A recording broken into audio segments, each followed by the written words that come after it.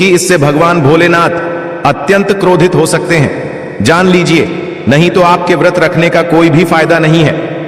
तो चलिए जानते हैं दोस्तों। नंबर 1, तुलसी। पौराणिक कथाओं के मुताबिक तुलसी को माता लक्ष्मी जी का स्वरूप माना जाता है। माता लक्ष्मी जी भगवान विष्णु जी की अर्धांगिनी है। भगवान विष्णु शालिग्राम की पूजा में ही तुलसी का प्रयोग किया जाता है। ऐसे में शिवलिंग पर तुलसी का प्रयोग वर्जित है।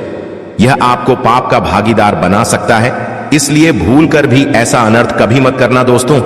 सिंदूर एक प्रकार से श्रृंगार की वस्तु है जो सभी देवियों को चढ़ाया जाता है, परंतु भगवान भोलेनाथ बैरागी हैं और वह महाकाल है, इसीलिए उन्हें सिंदूर नहीं चढ़ाया जाता है।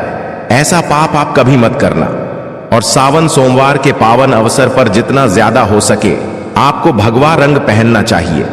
भगवान भोलेनाथ अति प्रसन्न होते हैं। इस दिन काले कपड़े पहनने से बचना चाहिए और भगवान भोलेनाथ के मंदिर में काले वस्त्र पहनकर कभी प्रवेश ना करें। दोस्तों, हल्दी। सभी देवी देवताओं की पूजा में हल्दी का उपयोग किया जाता है, लेकिन कुछ का मानना है कि काल के देवता भगवान भोलेनाथ जी को अर्पित नहीं करना चाहिए, क्योंकि हल्दी सौभाग्य का प्रतीक है। और केतकी के फूल। पौराणिक कथाओं के मुताबिक केतकी के फूल भी शिवलिंग पर नहीं चढ़ाना चाहिए, क्योंकि एक बार केतकी के फूल भगवान ब्रह्मा के झूठ में साथ दिया था। यह बात जानकर भगवान भोलेनाथ ने क्रोध में आकर केतकी के फूल को श्राप दे दिया। इसीलिए यह गलती भूलकर भी आप ना करें दोस्तों। नंबर 6, नारियल पानी। एक पौराणिक मान्यताओं के अनुसार ऐसा कहा जाता है कि शिवलिंग पर नारियल पानी नहीं चढ़ाना चाहिए, क्योंकि यह शुभ नहीं माना जाता है। इसीलिए इस बात का विशेषकर आप ध्यान रखें। नंबर 7, शंख। दोस्तों, भगवान भोलेनाथ ने शंखचूड़ नाम के असुर का वध किया था। शंख को उसी असुर का प्रतीक माना जाता है जो भगवान विष्णु का भक्त था। इसीलिए विष्णु भगवान की पूजा शंख से होती है, शिव की नहीं। प्रिय भक्तों, इस बात का विशेष का ध्यान रखें। नंबर 8, तिल। यह भगवान विष्णु के मैल से उत्पन्न हुआ था, इसीलिए इसे भगवान भोलेनाथ को नहीं अर्पित किया जाना चाहिए दोस्तों। नंबर 9, टूटे हुए चावल। भगवान भोलेनाथ को अक्षत यानी साबुत चावल अर्पित किए जाने के बारे में शास्त्रों में लिखा है।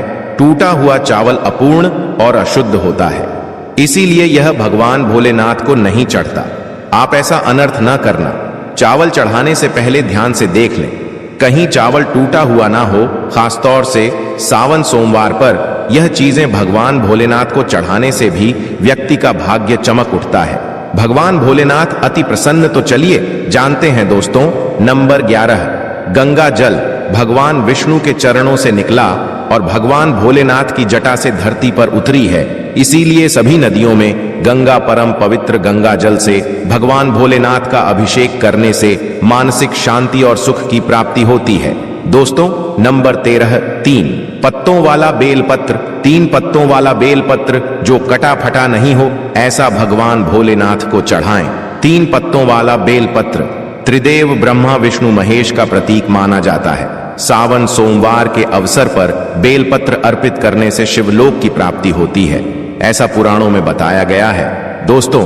नंबर 14, धतूरे का फूल। धतूरे के फल के समान धतूरे का फूल भी भगवान भोलेनाथ को प्रिय है। इसका कारण यह है कि यह सफेद होता है और औषधि कारणों से गुणकारी होता है। मानसिक शांति के लिए धतूरे के पुष्प को शिवलिंग पर अर्पित करें दोस्तों। नंबर 15, चांदी के नाग-नागिन के जोड़े। कि ग्रहों के अशुभ प्रभाव के कारण घर में सुख शांति की कमी और आर्थिक परेशानियों को दूर करने के लिए सावन सोमवार के अवसर पर भगवान भोलेनाथ को नाग-नागिन के जोड़े समर्पित करें। इससे काल सर्प और नाग दोष समाप्त होता है दोस्तों। नंबर 16, धतूरा। भांग की तरह धतूरा भी एक जड़ी बूटी है।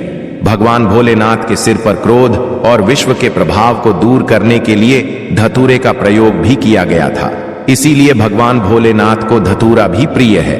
सावन सोमवार के अवसर पर शिवलिंग पर धतूरा अर्पित करें, इससे शत्रुओं का भय दूर होता है, साथ ही धन संबंधी मामलों में उन्नति होती है दोस्तों।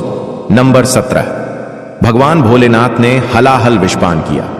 इस बीज के उपचार के लिए कई तरह की जड़ी बूटियों का प्रयोग देवताओं ने किया, उसमें से एक भांग है। इसीलिए भगवान भोलेनाथ को भांग अत्यंत प्रिय है। और सावन सोमवार के दिन पर भांग के पत्ते को पीसकर दूध या जल में घोलकर भगवान भोलेनाथ का अभिषेक करें तो रोगों से मुक्ति मिलती है। दोस्तों, अब बात करते हैं कि आपको सावन सोमवार के दिन व्रत में क्या खाना। देखिए दोस्तों, शिव पुराण के अनुसार माना जाता है कि सावन सोमवार के दिन व्रतधारी को धतूरा खा लेना चाहिए। भले ही आप थोड़ा सा खाएं, लेकिन जरूर खाएं, इससे व्रत पूरा हो जाता है। इस दिन भाग खाने से संपूर्ण फलों की प्राप्ति हो जाती है। अगर आप नहीं खाते हैं तो इसे थोड़ा बहुत छक ले, नहीं तो आपका व्रत अधूरा माना जाएगा।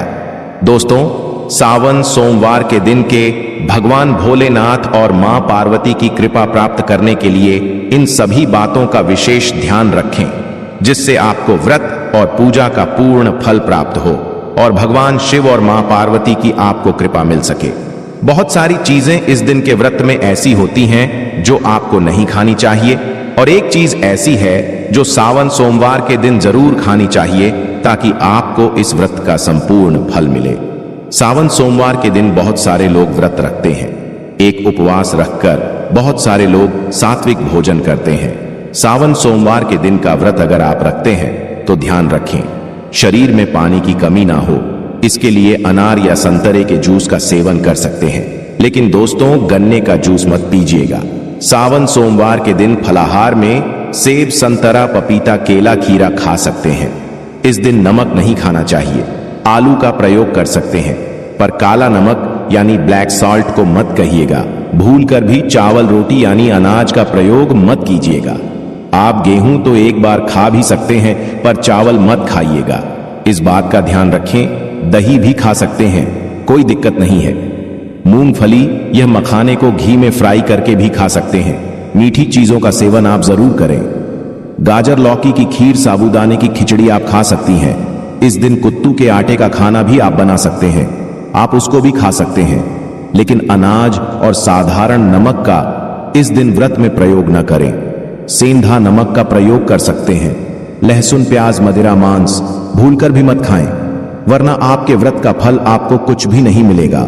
इन चीजों का आपको ध्यान रखना है, नहीं तो आप पाप के भागीदार हो सकते हैं। सावन सोमवार पर व्रतधारी को खाने पीने की चीजें दूसरों को मिल बांटकर खानी चाहिए, शेयर करनी चाहिए। सावन सोमवार के दिन आप दूध का सेवन कर सकते हैं, लेकिन केवल दूध नहीं, उसमें 2-4 चीनी के दाने डालकर ही सेवन कीजिएगा। केवल दूध कभी भी नहीं पीना चाहिए। दोस्तों, भगवान शिव को औघा और भोलेनाथ भी कहा जाता है, लेकिन शिव जितने भोले और आसानी से प्रसन्न होने वाले हैं, उनका गुस्सा भी उतना ही प्रलयंकारी है। कहते हैं कि जिस दिन शिव ने अपनी तीसरी आंख खोल दी, उसी दिन दुनिया का अंत निश्चित है। दोस्तों, पौराणिक मान्यता के अनुसार जो व्यक्ति वर्ष भर कोई व्रत उपवास नहीं रखता है और वह सावन सोमवार के दिन का व्रत रखता है, तो उसे पूरे वर्ष के व्रतों का पुण्य प्राप्त हो जाता है। सावन पर 4 प्रहर की पूजा अत्यंत फलदायी होती है। सावन पर 4 प्रहर की पूजा से सभी प्रकार की कामनाएं पूर्ण होती हैं। अगर दोस्तों किसी को संतान प्राप्ति की मनोकामना हो तो आप यह उपाय अवश्य करें। 101% आपको संतान की प्राप्ति होगी। सावन सोमवार के दिन आटे से 11 शिवलिंग बनाएं, वार इनका जला अभिषेक करें। इस उपाय से संतान प्राप्ति के योग्य बनते हैं। अगर दोस्तों आपकी कोई मनोकामना हो तो सावन सोमवार के दिन पर 21 बिल पत्रों पर चंदन से एयूएम नमः शिवाय लिखकर शिवलिंग पर चढ़ाएं।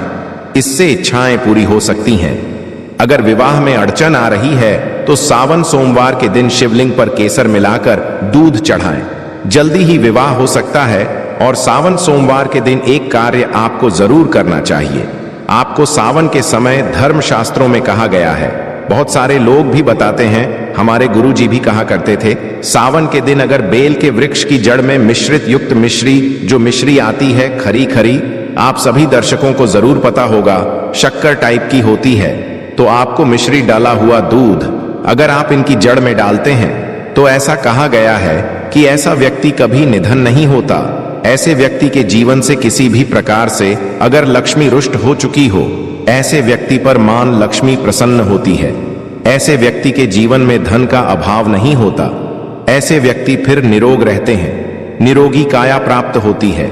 आप चाहते हैं तो यही क्रिया नियम के वृक्ष पर भी कर सकते हैं।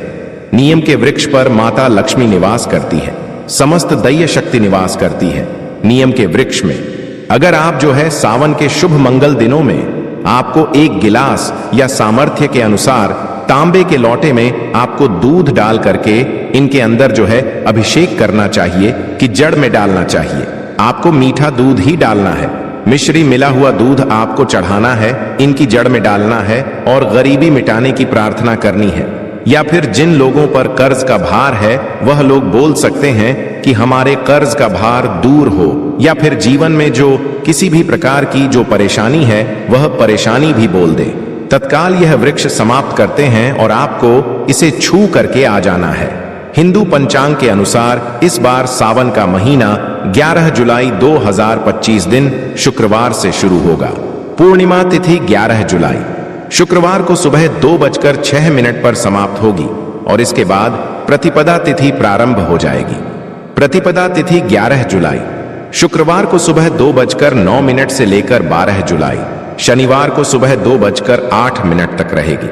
सनातन धर्म में उदय तिथि को मान्यता दी जाती है और उदय तिथि के अनुसार 11 जुलाई से प्रतिपदा तिथि प्रारंभ हो रही है। यही कारण है कि इस बार सावन का महीना 11 जुलाई दिन शुक्रवार से प्रारंभ होगा। सावन महीने की पूर्णिमा तिथि रहेगी 9 अगस्त दिन शनिवार को। हालांकि पूर्णिमा तिथि 2 दिन रहेगी, 8 अगस्त और 9 अगस्त को सावन मास की पूर्णिमा के साथ ही सावन मास की समाप्ति हो जाएगी। आइए अब जानते हैं इस महीने में पड़ने वाले सोमवार व्रत के बारे में। सावन महीने का पहला सोमवार व्रत रहेगा 14 जुलाई को, दूसरा सावन सोमवार व्रत 21 जुलाई को, तीसरा सावन सोमवार व्रत 28 जुलाई को और उसके बाद चौथा और अंतिम सोमवार व्रत रहेगा 4 अगस्त को। इस बार सावन के महीने में कुल 4 सोमवार व्रत पड़ेंगे। हर साल सावन पूर्णिमा के दिन रक्षाबंधन का त्योहार भी मनाया जाता है और उदय तिथि के अनुसार इस बार 9 अगस्त को सावन पूर्णिमा है, तो इसी दिन रक्षाबंधन का त्योहार भी मनाया जाएगा।